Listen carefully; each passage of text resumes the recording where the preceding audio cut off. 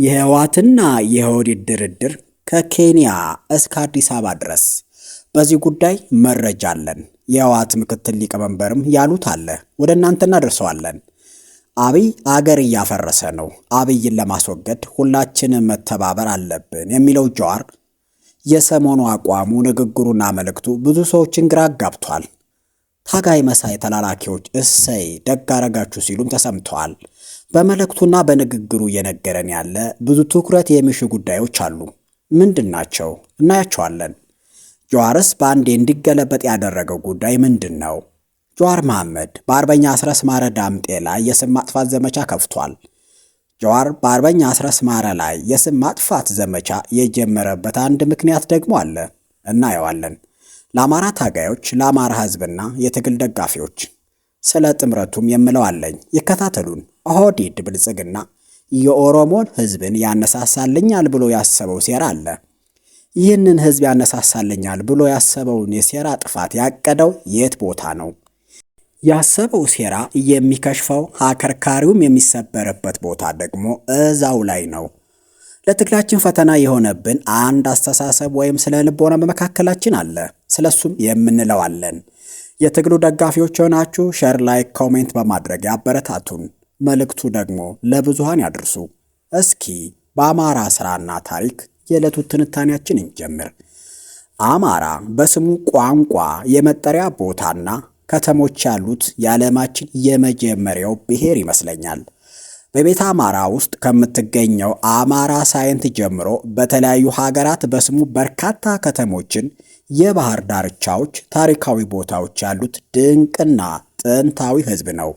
ለአብነትም በደቡብ ምስራቅ ሮማንያ ኢያሎሚጻ ካውንቲ በሚገኝ የታወቀ የቱሪስትና የሐይቅ ዳርቻ ውስጥ አማራ የሚባል ከተማ አለ። አልአማራ የሚባል ከተማ ደግሞ በደቡብ ምስራቅ ኢራቅ የሚገኝ የታሪካዊ የመይሳን ግዛት ዋና ከተማ ሲሆን በጤግሮስ ወንዝ ዳርቻ ላይ ይገኛል። በግብርና ምርቶች በተለይ በእህል፣ በንግድ፣ የእንስሳት እርባታ እንዲሁም በዙሪያው ባሉ የነዳጅ ማውጫ ቦታዎች ይታወቃል። በኢራን ማዕከላዊ ግዛት ውስጥ አማራ መንደር በሚባል የሚጠራ አነስተኛ የገጠር መንደርም አለ። ወደ ቱርክ ስንሻገር የዛሬዋ ኦመርሊ ጥንታዊዋ አማራ በደቡብ ምስራቅ ቱርክ በሻልኢሩፋ ግዛት ሃልፊቲ በተባለው ወረዳ ውስጥ የምትገኝ መንደር ናት። በቱርክ ታዋቂ የሜዲትራኒያን የባህር ዳርቻ የቱሪዝም ማዕከል በሆነችው አንታሊያ በተለይም ከየመን አካባቢ አማራ በሚል ስም የሚጠሩ በርካታ ታዋቂ የባህር ዳርቻ ሪዞርቶችና የመዝናኛ ቀጠናዎች ይገኛሉ። በህንድ ኦዲሻ እና በታሚል ናዱ ግዛቶች ውስጥ አማራ የሚል ስም ያላቸው ትናንሽ መንደሮችና ወረዳዎችም አሉ። በአውስትራሊያ በኒው ሳውዝ ዌልስ ግዛት ውስጥ የሚገኝ አማራ የሚባል መንደር አለ። በስፔን የባስክ ክልል ውስጥ በሚገኘው በታዋቂው ሳን ሰባስቲያን ከተማ ውስጥ የሚገኝ በጣም ትልቅና ታዋቂ ሰፈር ሲሆን አሮጌው አማራና አዲሱ አማራ በመባል ለሁለት ተከፍሎ ይገኛል። በደቡብ ናይጄሪያ አካባቢዎች ውስጥ አማራ እንደ ቦታ ስምና እንደ ግለሰብ መጠሪያ ስም በሰፊው ያገለግላል። በሰሜናዊ ሱዳን በኑቢያ ክልል በአባይ ወንዝ ዳርቻ ከአብሪ ከተማ አቅራቢያ አማራ የሚባል ጥንታዊ የአርኪኦሎጂና የታሪክ ቦታ አለ እና ይህ ድንቅና በዓለም ላይ ስሙ ተንሰራፍቶና ታትሞ የሚገኘው አማራ ዛሬ እመራሃለሁ በሚለው መንግስት ከውስጥም ከውጭም ካሉ ጥላቶቹ ጋር ተባብሮ ጦርነት ከፍቶበታል። የኢትዮጵያ ፖለቲካን ለመረዳት ከሁሉ በፊት እነዚህን ጥያቄዎች መጠየቅ ይጠቅማል። አሁን ስልጣን በማን እጅ ነው? እንዴት አገኘው? ለምን ይጠቀምበታል? ማን ይቆጣጠረዋል? የሚሉ ጥያቄዎች መጠየቅና መልስ መመለስ ይገባል። ስልጣኑ ያለው በኢትዮጵያ ጠሉ አብይ አህመድ ነው። ያገኘው ደግሞ በአመፅና በውጭ ኃይሎች ድጋፍ ነው። የሚቆጣጠሩት ደግሞ ኢሚራቶችና ማሰብ የተሳናቸው የአገር ውስጥ ሰዎች ናቸው። ስልጣኑን የሚጠቀሙበት ደግሞ በኢትዮጵያ ሕዝብ ላይ ጄኖሳይድ ለመፈጸም፣ ሀብቷን ለመዝረፍ፣ ሀገሪቱን ለውጭ ኃይሎች ለመሸጥና የሀገሪቱ መገለጫዎችን ሁሉ ለማጥፋት ነው። በነገራችን ላይ አማራ ራሱን እንዲጠላ፣ በራሱ ሕዝብ ላይ መተማመን እንዳይኖረው፣ መሪዎችንም እንዳያምን፣ በጋራ እንዳይቆም የስነ ልቦና አጠባ የተሰራበት ሕዝብ ነው። ላለፉት በርካታ ዓመታት መሪዎችን አለማመን፣ ሕዝቡን አለመተማመን፣ በራስ አለመኩራት በአማራ ውስጥ አልፎ አልፎ ይታያል። ላለፉት በርካታ ዓመታት ጠላት በሚገባ አቅዶ በአማራ ሕዝብ ላይ ከሰራው መጥፎ ሥራ መካከል የአማራ ሕዝብ በመሪዎች ላይ እምነት እንዳይኖረው የተለያየ ፕሮፓጋንዳ ሲሰራ ነበር ቆይቷልም፣ ዛሬም እየሰራ ነው። ይህ ፕሮፓጋንዳ በአማራ ሕዝብ መካከል አለመተማመን፣ መሪዎችን አለማመን፣ በራስ ብቃት አለመተማመን፣ የስነ ልቦና ጉዳት አድርሶብናል። ጠላቶቻችን ብቻ ሳይሆኑ ወዳጅ መሳይ የእኛ ሰዎች መሪዎች የማይታመኑ፣ የማይግባቡ፣ አቅም ማነስ ያለባቸው፣ ዓላማ የሌላቸው፣ የሌላ አጀንዳ ተሸካሚ እንደሆኑ በተደጋጋሚ በመግለጽ ሕዝብና መሪ እንዳይተማመን አድርገዋል። እነዚህ ሰዎች መሪዎችና ሕዝብን ማራራቅ ብቻ ሳይሆን በአማራ ሕዝብ መካከል አለመተማመን እንዲኖር ያልሰሩት ፕሮፓጋንዳ የለም። በተወሰነ መልኩ ተሳክቶላቸዋል። በተለይ ለትግሉ ተቆረቆርን፣ ለአማራ አሰብን የሚሉ ሰዎች መሪዎች የሚታመኑ እንዳይሆኑ፣ አንዱ የአማራ ክፍል ለሌላው አማራ ክፍል በበጎ የማያይና የማያስብ እንደሆነ እየሰሩ ነው። በትግሉ እና በሕዝቡ ስነ ልቦና ላይ ከባድ አለመተማመን ጉዳት አድርሰዋል። ይህ በራስ ሕዝብና በራስ ማንነት ያለመተማመን መሪዎችም ላይ ደርሶ መሪዎችም ቢሆኑ አልፎ አልፎ የአማራ ምሁራንን የማመን ክፍተት ይታይባቸዋል። ይህንን ያለመተማመን ችግር መቅረፍ ከሁላችንም ይጠበቃል።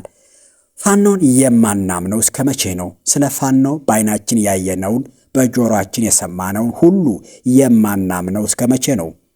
ከወለጋ እስከ ቢኒሻንጉልና መተክል፣ በሸዋ፣ በጎጃም፣ በጎንደር፣ በወሎ ሰፊ ቀጠና ይዞ አስገራሚ ጀብድ እየፈጸመ ያለው ፋኖ ብቃት እየተመለከትን፣ የተቆጣጠራቸውን የቀጠና ስፋት እያየን፣ የገነባነውን የተዋጊ ብዛትና የስነ ልቦና ዝግጅት እየተደመምን አሁንም በፋኖ ላይ የመተማመን ልኬታችን ዝቅተኛ ነው።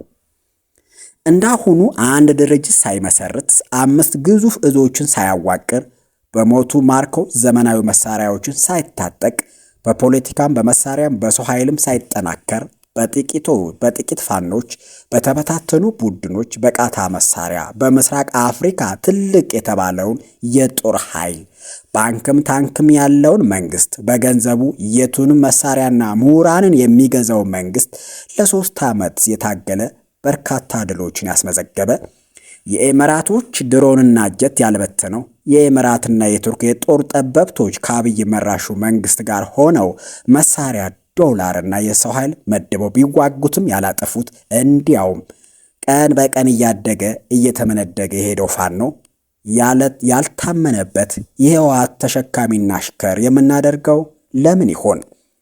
ጠላት በጦር መሳሪያ ለማንበርከክ እየሰራ ነው። የትግሉ ደጋፊ መሳይ ጠላቶቻችን ደግሞ ፋኖን በስነ ልቦና ለመስበር ህዝብና መሪ ለመለያየት በፕሮፓጋንዳ እየሰሩለት ነው። ከውስጥ ሆነው ታጋይ መስለው የጠላት ፕሮፓጋንዳ ሙሉ በሙሉ ገልብጠው የሚያሰራጩ ሰዎች ዋና ዓላማቸው የውስጥ አንድነትንም መስበር፣ በመሪዎች መካከል ጥርጣሬ መፍጠር ነው። ነገር ግን ትግሉን ለማጠንከር በሐሳብ በገንዘብ ሲረዱ አይታይም። የጠላትን ፕሮፓጋንዳ ደግማችሁ የምትጮሁ የገደል ማሚቴዎች ቢበቃችሁ ጥሩ ነው። ነፍጠኛን እሰበረን ቦታ ሰብረነዋል ያለው ሽመልስ ዛሬ ደግሞ እንደዚህ ሲል ተደምጧል። አማራ ሞቶ የቀበርነው መስሎን ነበር፣ ለካ ነፍሱ አለ እንዴ? አዎ አለ። አማራ ላለፉት ዓመታት ተኝቶ ነበር እንጂ አልተሰበረም፣ አልሞተምም። ያንን ዝም ብሎ የተኛውን አማራ ጎኑን እየወጋችሁ ከጥልቅ እንቅልፉ በግድ ቀሰቀሳችሁት። እንቁ የአማራ አንቂዎችና መሪዎች ቢሆኑም ተነስተከባል፣ ልትጠፋ ነው እያሉ ከተኛበት አነቁት። አሁን አማራ ከዝምታው ሲነሳ ዝም ብሎ አይደለም የተነሳው። መሳሪያ ታጥቆ በፖለቲካው ነቅቶ ባህሉና ማንነቱን አውቆ ተቋም መስርቶ ሙሉ ሆኖ ነው የተነሳው። ራሱን የማያውቅ ምንም ሊሰራ አይችልምና የአማራ ሕዝብ ዋና ችግሩ ራሱን አለማወቁ፣ ብቃቱን አለመረዳቱ፣ ሀብቱን አለመለየቱና ለራሱ አለመጠቀሙ አለመተባበሩ ነው። ጠላቶቻችን አማራን ሰበሩት ከተባለ የሰበሩት በራስ መተማመኑን፣ አንድነቱንና በመሪዎቹ እምነት መጣሉን ነው። በዚህ የተነሳ ከሌሎች ጋር መተባበርን እንደ ሽንፈትና አቅም ማነስ አድርገን እንድናይ ተሰብረናል። ከሌሎች ጋር መተባበር በራስ መተማመን መገለጫ ነው፣ መሰልጠን ነው፣ አቅምን የበለጠ መጠቀም፣ ጉዳትን መቀነስ ነው። የአማራ ትግል ፈተና ቁማር እበላለሁ የሚል ስጋቱ ወደ ፍርሃት መሻገሩም ነው። አዎ ዋና ስራችን በራስ መተማመን ራስን ማጠንከር ነው። ይህንን ያለመታከት እያሳዩን ነው። ፋኖች ይሰለጥናሉ፣ ይዋጋሉ፣ ይማርካሉ፣ በሚዲያ ያብራራሉ፣ ሌላ ዙር ስልጠናም ታዲያ መሪዎቻችን ራሳቸውን እየገነቡ እንደሆነ ዋናው ማሳያ ነው። ግን ይህንን አልተረዳነውም። አፋብን ብቻውን ታግሎ 4 ኪሎ መድረስ ይችላል። ብቻውን ግን መንግስት መሆን አይችልም። ስለዚህ አፋብን ጥምረት እየፈጠረ ያለው መንግስት ለመሆን ነው። አለቀ። ወደ ጀዋር ጉዳይ እንምጣ። አብይ አገር እያፈረሰ ነው። አብይን ለማስወገድ መተባበር አለብን የሚለው በወለጋ ህዝብ ላይ ጭፍጨፋ የሚያካሄደው ብልጽግና ያደራጀው ቡድን ነው። ዓላማው ደግሞ አማራና ኦሮሞ ለማጣላት ነው ሲል የነበረው ጀዋር ዛሬ ለምን ተከረበተ? ነገሩ እንዲህ ነው። የአፋብን የህዝብ ግንኙነት ኃላፊ አስረስ ማረ ከሳምንት በፊት ኦላና ፋኖ አብረው እየሰሩ እንደሆነ ለሚዲያ ተናገረ። ይህም አብሮ መስራት፣ መረጃ መለዋወጥ፣ ሎጂስቲክ መዋዋስ፣ የጋራ ጠላት ላይ ያነጣጠረ ጥቃቶችን በተናጥል መፈጸም እንደሆነ ጨመረ። አስረስ ማረ ጥምረቱ አብረው እንዲሰሩ በር ከመክፈቱ በተጨማሪ የብልጽግና መንግስት የአማራና የኦሮሞ ህዝብን ለማጫረስ የሚያደርገውን የፖለቲካ ሴራን የተገነዘበ ንጹሐን እንዳይጎዱ ጥበቃ የሚያደርግ ከተቋማት ጥቃት ሆነ ዘረፋዎች የታቀበ የጋራ እንቅስቃሴ እንዲያደርግ መሆኑን ጨመረበት። የአይሻ ሰይድ እዝ አስደናቂ ጀብድ ፈጸመ። ብዙ ሎጂስቲክና ገንዘብ በእጁ አስገባ። ይህ ንግግርና የአስረስ ንግግርና የአይሻ ሰይድ እዝ ተግባር ጀዋርን እረፍት ነሳው። በአርበኛ አስረስ ማረ ዳምጤ ላይ ጥላቻና ቅናት አደረበት። እሱ ብቻ አይደለም፣ ከመረጃ ምንጮች እንዳገኘ ነው በኦላ ወይም አነስ ውክልና እንዲሰጠው በተደጋጋሚ ጠይቆ ነበር። ተቀባይነት አላገኘም። ይህም አበሳጭቶት ነበርና ሴራ መጎንጎን ጀመረ ይሉናል ምንጮቻችን። ከዛማ የወለጋ ፋኖ የተቋቋመው በብልጽግና ነው ማለት ጀመረ። ማስረጃ አምጣ ሲባል ማስረጃ የለውም። የወለጋ ፋኖ ብልጽግና ነው ያቋቋመው ሲል የነበረው ጀዋር መሐመድ ማስረጃ ሲያጣ የወለጋ ፋኖ ብልጽግና አቋቁሞታል ያለን ጀዋር እንዲህ ማለት ጀመረ። የቢዛሞ ፋኖ በሚል ራሱን የሚጠራው ኃይል አፋብን ያውቀዋል ወይ? ካወቀውና እውቅና ከሰጠው የሚፈጽማቸው የተረጋገጡ ጥቃቶች ኃላፊነት ይወስዳል ወይ? የማያውቀው ከሆነ በመግለጫ ያላሳወቀበት ምክንያት ምንድን ነው? የሚሉ ጥያቄዎችን ደረደረ።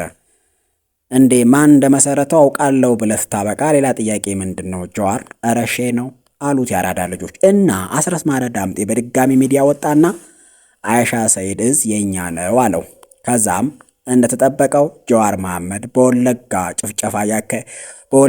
ጭፍጨፋ ያካሄደው መንግስት ነው ሲል እንዳልነበረ፣ የብልጽግና መንግስት በወለጋ ክፍለ ሀገር ያደረሰውን ጭፍጨፋና ዘረፋ ሁሉ ቀንና ዓመተ ምሕረቱን እየገለጸ ይህንን ያደረገው ፋኖ ነው ብሎ መጣልሃ። ያው ይጠበቃል።